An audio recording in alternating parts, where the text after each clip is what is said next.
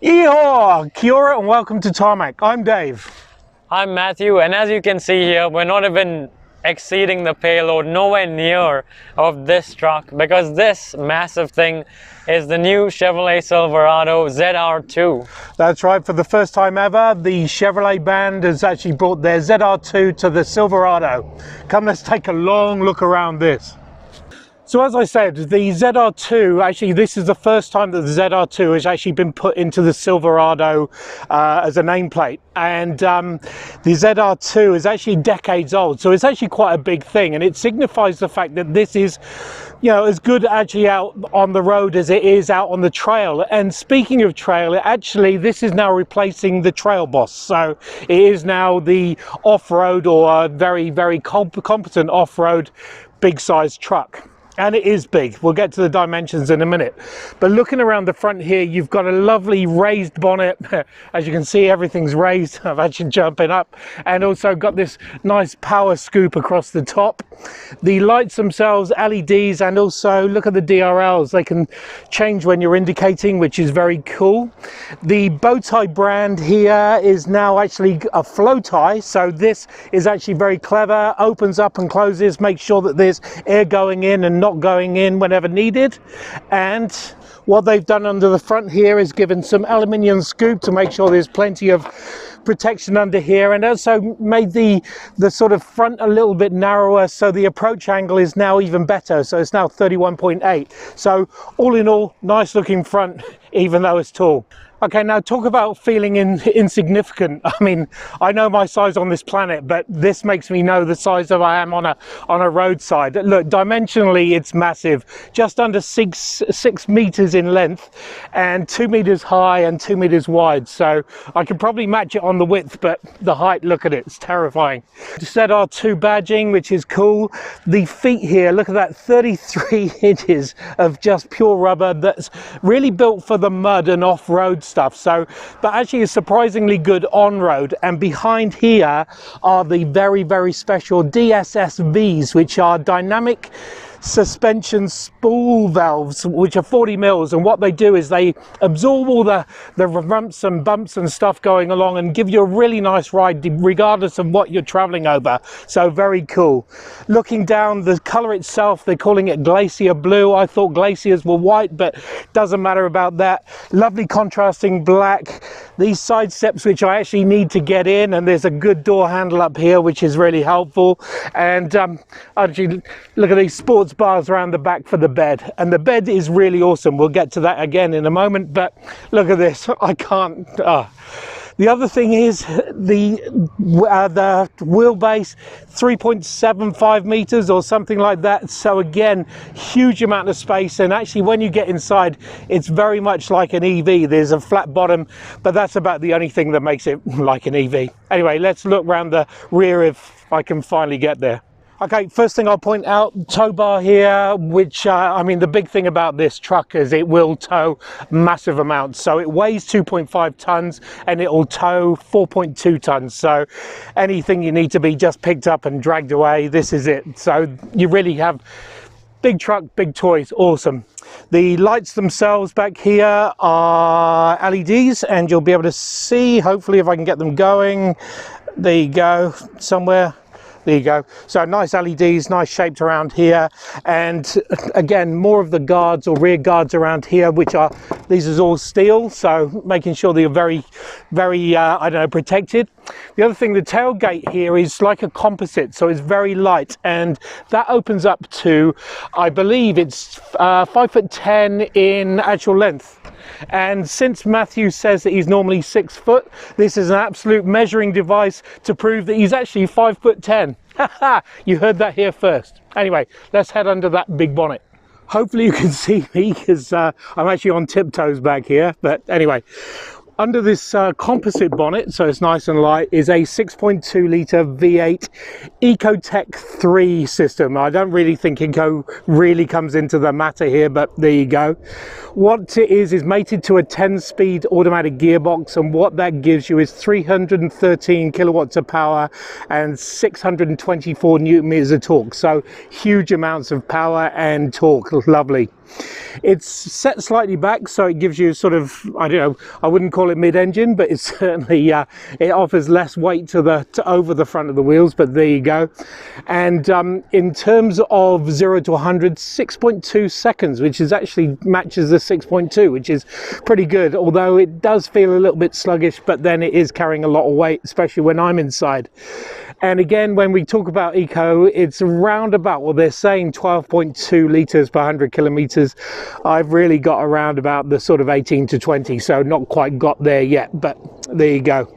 But the big thing is, it's 6 foot. No, it's not, and nor is Matthew. Well, I may not be 6 foot, as well Dave's just proven with the truck bed there, but I'm certainly a damn sight closer to it than he is. And even still, just being, well, 5'10" as it turns out, I mean, just look at the space in here.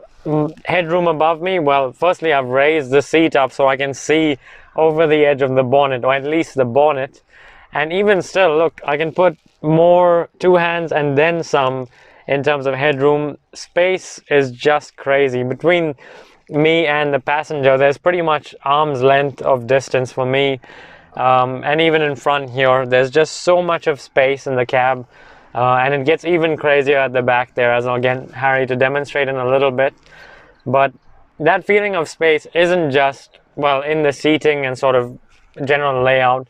It's reflected in the storage spaces too, and I mean the doors are absolutely massive. You get properly, I use cavernous a lot when describing door bins, but this is on a different level. This is properly cavernous, as is the under storage here under the central armrest, which just keeps going on and on. And even still, there's just one single USB port in there, which is just crazy. The other funky thing is, I'll pull this out, and this is actually to store your coins in. It sort of stacks over there, and I'm quite sure that this is not sort of size for our market. You'll have like a nickel, dime, and whatever other sort of coins they have in the US, but you know, something like this, so country specific, is just goes to show the legacy of the Silverado in the US, and how it's such an important nameplate for that market. Speaking of importance, you certainly do feel like you're important in here with this sort of leather seats, the leather steering wheel, the high sort of seating position, and the amount of space you have here is once again just crazy. The storage center console here, again, same sort of deal. You've got so many different cubbies, 2 cup holders there, you've got a wireless charger for your phone right here, and then of course 2 glove boxes over there too, for just that little bit of extra storage space if you needed it. That's all well and good, however, but the real key upgrade with this Silverado ZR2 is in the 2 screens over here. So let's go and take a look at those. So the screen over here is a 13.4-inch unit, and as you can see there, it is just massive. Framed in this gloss black plastic as well, with some shinier plastic down the bottom here. It's got a new sort of interface there with this screen in particular. You can flick around to change the options there, and then this sort of screen here is controlled by these shortcuts, of which I want to point out some things in particular. So when you do go into settings, firstly you can scroll down to vehicle. Once you're in vehicle, it does present you with modes like teen driver, and even the car won't let you get out of park, for example, unless you have your seat belt on, if you turn this buckle to drive feature on. So there are some quite intelligent features in this particular screen here. Head back to this main screen, and the cameras is another key pointer of this particular Silverado. There's so many different views you can have around the car. Unfortunately, ours has been a little bit temperamental in that sense, but on the brochure it has plenty of viewership to cover every single angle around this car, and you definitely need that when trailering, for example. And speaking of which, it does have plenty of sort of off-road and more utilitarian functions, which can also be accessed through this suite of buttons here. You have your automatic opening for the tailgate. There is hill descent control. There's diff locking as well for front and both front and rear, and then front and rear as well. So it is still a properly sort of off-road orientated pickup truck. Similarly, you got your trailer braking down there and physical air conditioning controls down the bottom, which is always handy too. Now, in front of the driver there is a 12.3 inch, what Chevrolet are calling the Driver Information Center. And as you can see there, it does display plenty of information for the driver, and also in a large enough font so that if you are slightly sort of visibly affected, I guess, as Dave is, you can still read the numbers on here. The one that's particularly, I guess, enlarged is the fuel economy reading on the left, and currently we are sitting at 19.3 liters per 100 Ks, so sipping fuel, as you can see. Taking a look at the screen, it is obviously, there is plenty going on, and especially on the right side as well, where you have the drive mode as well as the differential settings, but the real key is in the middle there in terms of customization, where if I take a step back to the steering wheel, the buttons on the right here help move around what you see on the screen there. So you can see various different sorts of informations and then move along to see your audio, compass, phone sort of thing. There's a lot going on there in terms of the customization.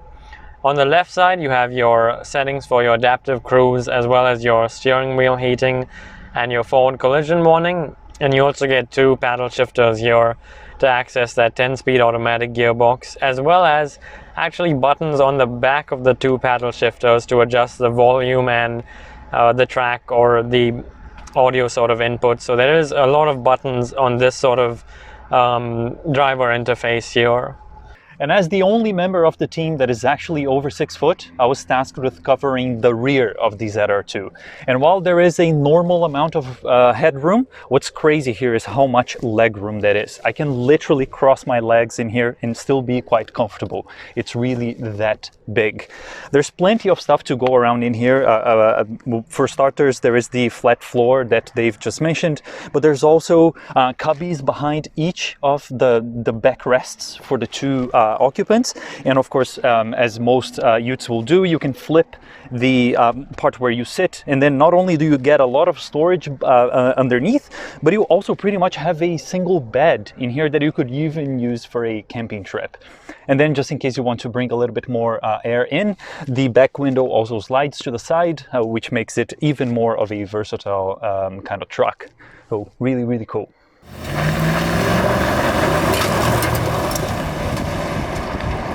When we said that it was a little bit sluggish off the mark, is actually if you do the right thing and try to do a brake on the, or foot pedal on the brake, and just stamp down the accelerator, it actually shifts its, I think it's almost 3.5 tons body weight really well, and actually almost closer to 4 with me in it.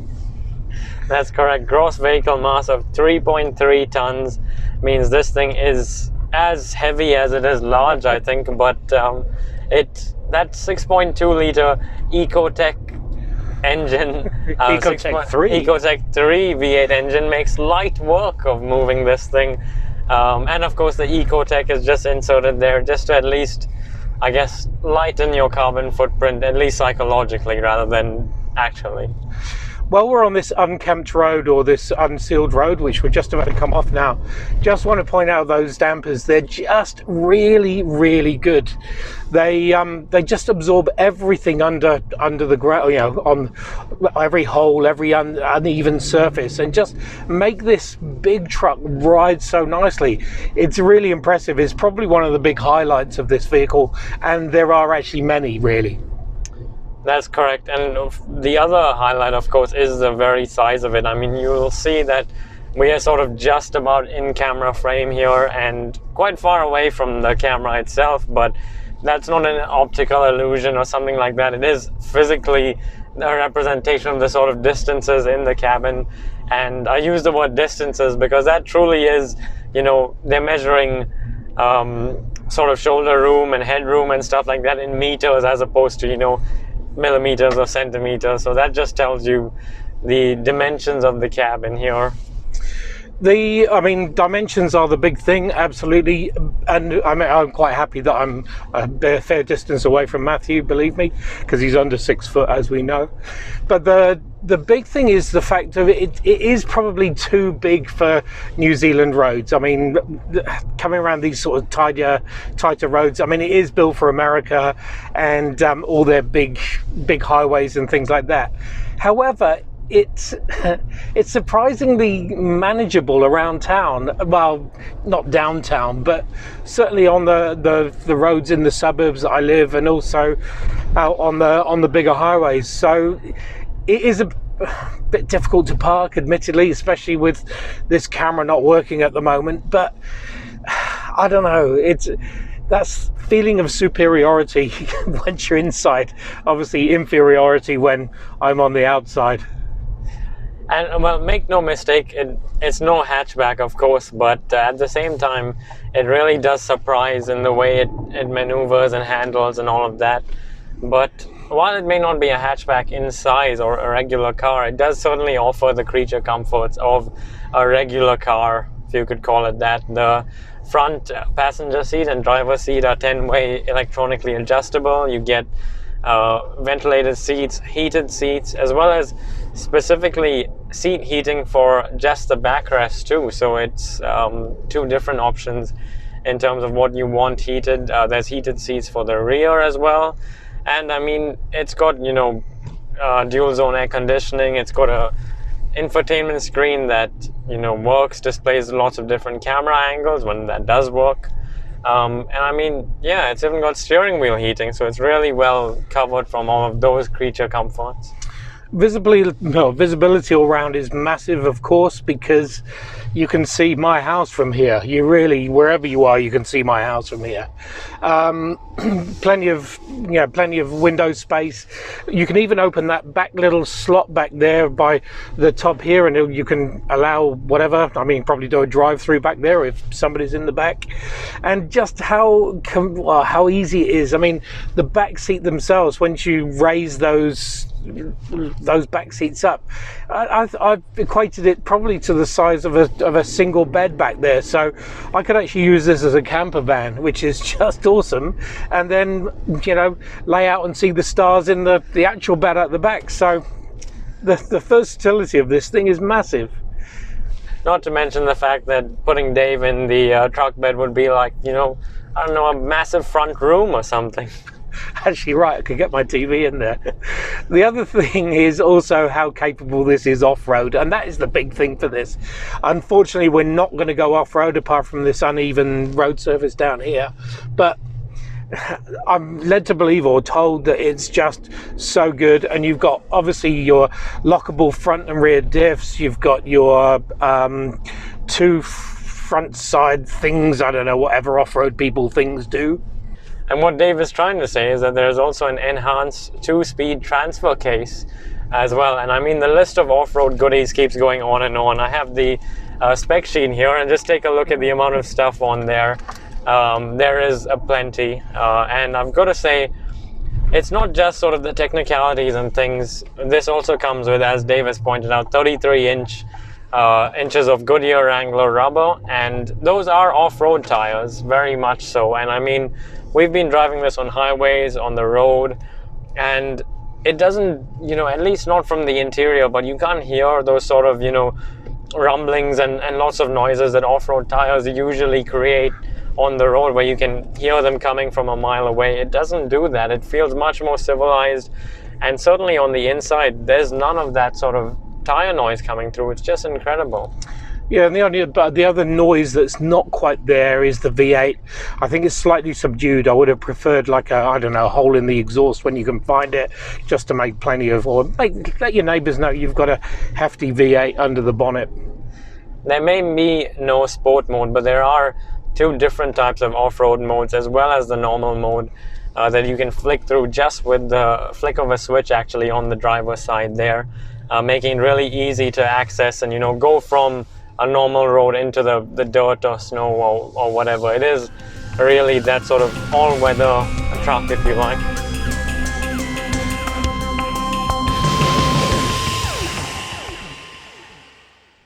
Might as well get you back in the frame, actually both of us.